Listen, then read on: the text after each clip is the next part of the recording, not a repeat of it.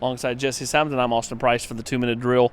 Jesse met with Jeremy Pruitt here on this Monday to kick off Alabama week.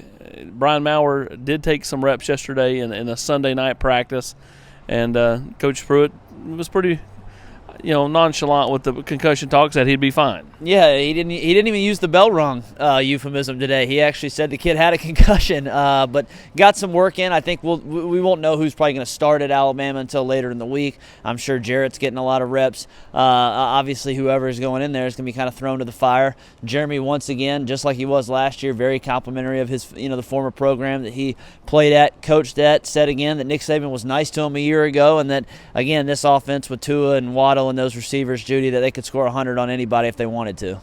Jerome Carvin's kind of an interesting piece in the offensive line dynamic from a standpoint of, Jeremy admitted on Monday they talked about redshirting him and then decided last week, not to and to give him a real look at guard. And, he played as much as he's played all year. Yeah, I mean, he and Jeremy said he, quote-unquote, played okay. You rewatch the film. I thought he was certainly more effective than Ryan Johnson, but neither were dominant at there. Trey Smith probably had his best game, one of the best games he's played in his Tennessee career.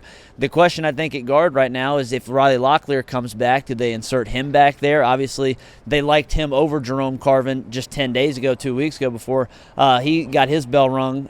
So, does he come back? How does that situation play? I think that's something that we'll kind of see unfold on the practice field this week. What else stood out to you on this Monday? Again, just kind of, I do think that this rivalry means a lot to Jeremy. He kind of talked about the fact that he's played in it, coached in it now on both sides. He has a lot of respect for Sarkisian. But I just, he feels like the players are kind of understanding in terms of Tennessee's players. They're taking the game plan from what Tennessee's doing on the practice field to the game. That translated, obviously, with the 7 sacks, the better run defense, the 91-yard drive.